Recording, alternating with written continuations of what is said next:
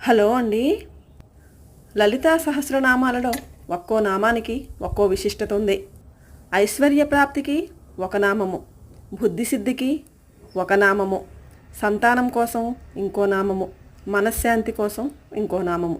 అయితే ఈ నామాలు ఎలా చదవాలంటే, ఐశ్వర్య ప్రాప్తి కోసం మహాభోగ, మహైశ్వర్య, మహావీర్య, మహాబల అనే నామము చదవాలి.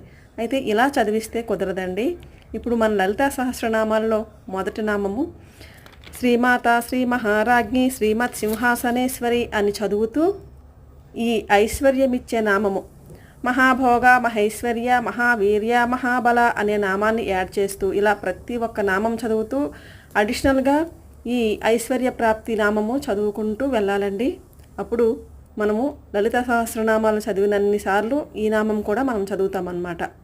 అలా చాలా మంచిది చదువుకుంటే.